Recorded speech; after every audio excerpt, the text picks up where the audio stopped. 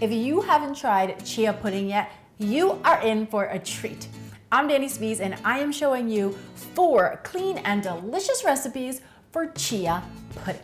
Now these tiny little seeds are nutrient dense. They have more antioxidants than blueberries, more omega-3s than salmon, and more calcium than milk. And just 2 tablespoons of chia seeds pack nearly 5 grams of protein. Now you can find black chia seeds or white chia seeds, and they both have the same flavor, the same nutritional value, and the texture is kind of like a little poppy seed or a sesame seed. And because they have this unique ability to swell up and absorb water, they make a great thickener, which makes them the ideal base for pudding. So today I'm sharing 4 of my favorite flavors. I'm doing a chai chia pudding, a green matcha and coconut chia pudding, a strawberry and banana chia pudding, and then finally, my personal favorite, a chocolate chia pudding. Now guys, as we go through the video, I want you to hit that like button whenever you see your favorite flavor being made. Or just do yourself a favor and go ahead and hit it now, so you don't have to think about it all throughout the video.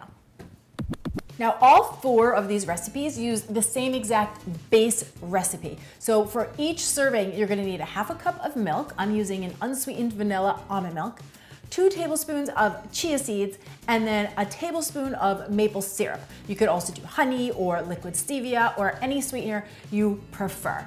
And just a little side note, I also love making the chia pudding with coconut milk.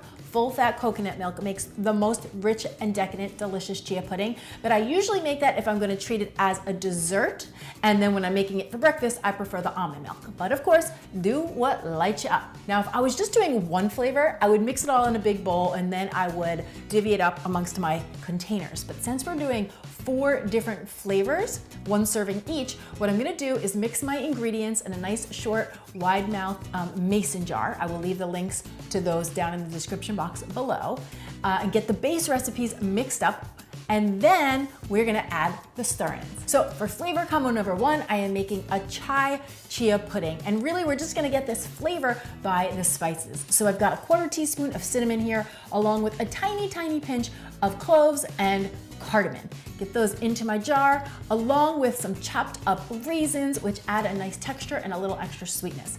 Give it a good stir and pop the lid on. Boom. For flavor combo number 2, I've got a matcha coconut chia pudding.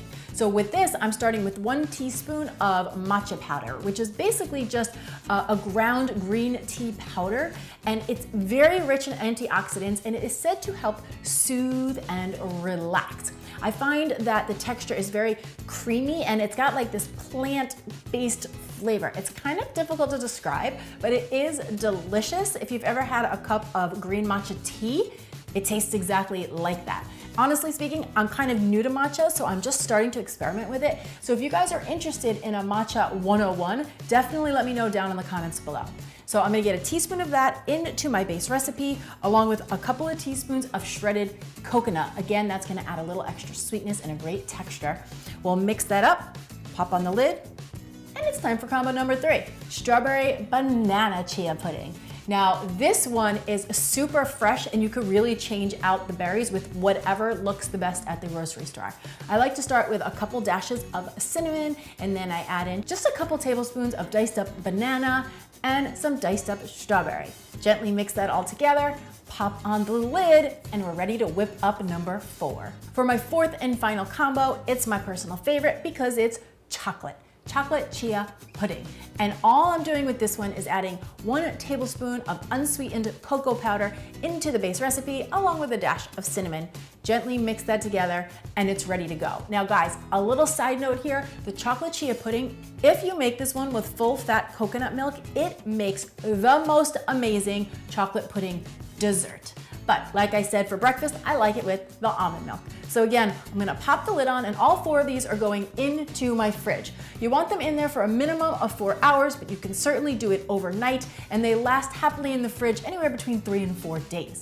Then when you're ready to eat them, you're gonna see that the texture, it's It's creamy, but it's also a little bit loose, right? So that's gonna depend on what type of liquid you use. If you go with a full fat milk or coconut milk, it's gonna be a lot denser and a lot more creamy. So the option is totally yours. Using the almond milk definitely makes for a lighter pudding texture. But if you've ever had tapioca pudding, it's kind of in the same vein. So now I am curious to know which of these 4 flavors do you think you will try first, and or what's your personal favorite chia pudding flavor combo? Come on down to the comments below and let me know. And if you haven't already, please hit that subscribe button, join the Clean and Delicious family, ring the notification bell so you never miss a new video, and share this with anyone else you know who's trying to keep things healthy and yummy. Thanks so much for watching. I'm Danny Spies. I will see you back here next time with some more Clean and Deliciousness. Cheers.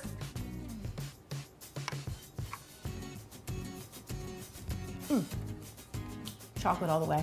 Team chocolate for chia pudding. Now these little, what's wrong? If you haven't tried chia pudding yet, you are in for a treat. I forgot what I was saying. If you haven't tried chia pudding yet,